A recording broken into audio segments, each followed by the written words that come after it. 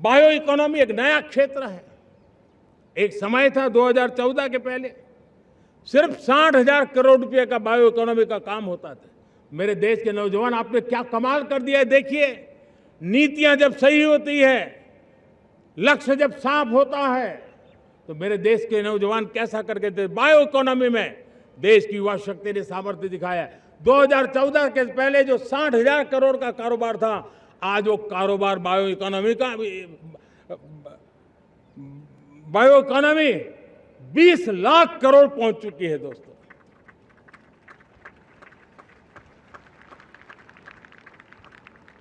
दो 2009-10 का कालखंड था, सिर्फ 25 लाख इलेक्ट्रिक व्हीकल हमारे देश में बिके थे।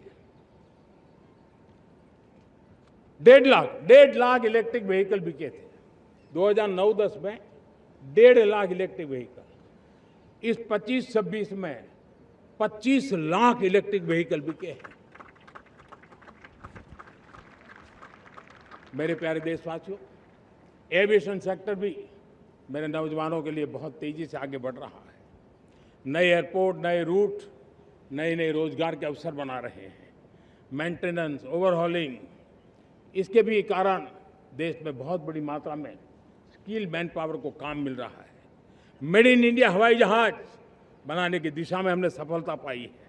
Made in India defence transport aircraft C295 already अपनी उड़ान भर चुका है, सफल उड़ान भर चुका है। ये देश के नौजवानों के लिए, मेरे साथियों, ड्रोन ने भी बहुत बड़ा काम किया है। स्वामित्व योजना, गांव में ड्रोन से स्वामित्व योजना सफल हो रही है। करीब 3.25 करोड़ परिवारों को स्वामित्व योजना का लाभ मिला है और इसके कारण 140 लाख करोड़ रुपए जैसी संपत्ति अनलॉक हुई है, जिसके कारण बैंक से लोन मिल सकता है, लोग अपना कारोबार कर सकते हैं। मेरे प्यारे देशवासियों, हमारे मध्यम वर्गीय परिवारों के सामने एक बहुत बड़ा बोझ बन चुका है कोचिंग क्लासेस की स्पर्धा। हर माँ बाप को लग रहा है कि कोचिंग क्लास में बच्चे को नहीं भेजा तो हम प्रतिष्ठित परिवार नहीं है। इन गरीब और मिडिल क्लास परिवारों की हम चिंता करते हुए हजारों करोड़ रुपए का उनका खर्च है वो भी बचे, बेटे भी अपने आसपास रह सके, उनकी देखभाल हो सके, परिवार पर आर्थिक बोझ न आए।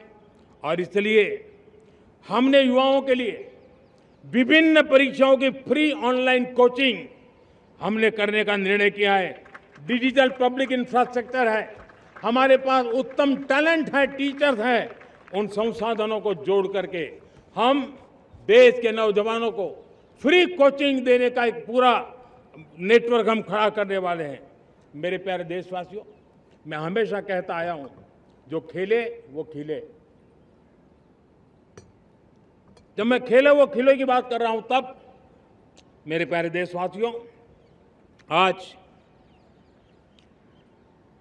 भारत खेल की दुनिया में अपनी जगह बना रहा है।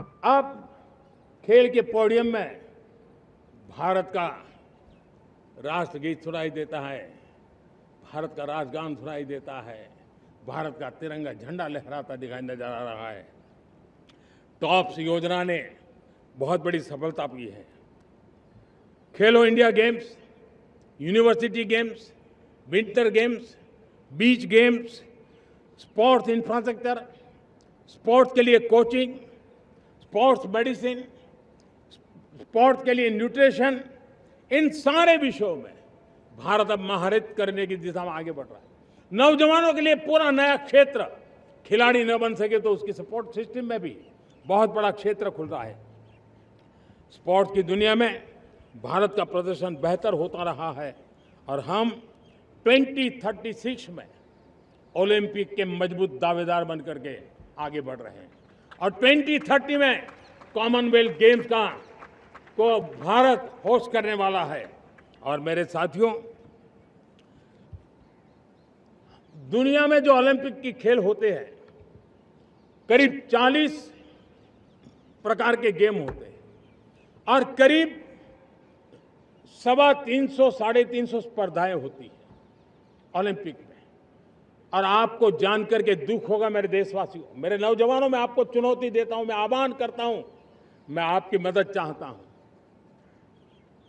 350 जितने स्पर्धाओं में भारत 2/3 खेलों में कहीं होता ही नहीं, हमारी मौजूदगी नहीं होती, हम क्वालिफाई नहीं होते हैं।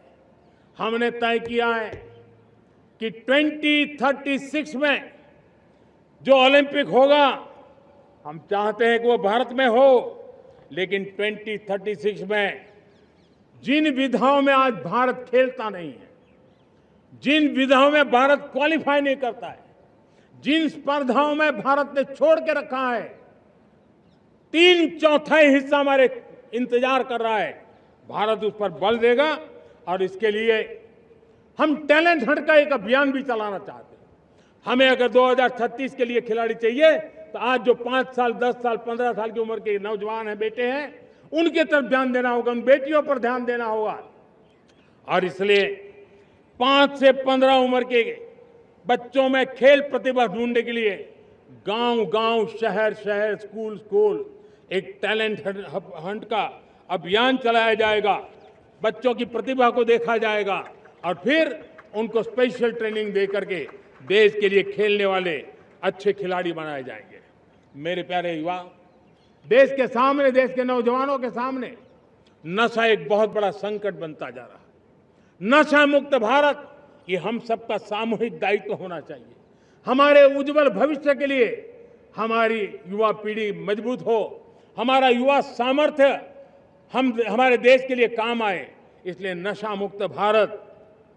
पिछले दिनों माय भारत के वॉलंटियर्स ने, देश के एनजीओ ने, देश के सामाजिक सांस्कृतिक संगठनों ने, देश के आध्यात्मिक पुरुषों ने मिलकर के नशा मुक्त भारत का 100 सप्ताह का एक कार्यक्रम तय किया है। 100 सप्ताह तक एक अभियान चलने वाला है।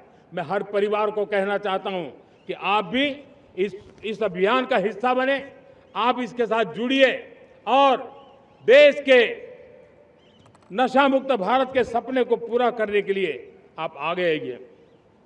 मेरे प्यारे देशवासियों, 21वीं सदी में दशकों पुरानी जो चुनौतियां हैं, उन चुनौतियों को खत्म करना बहुत अनिवार्य है।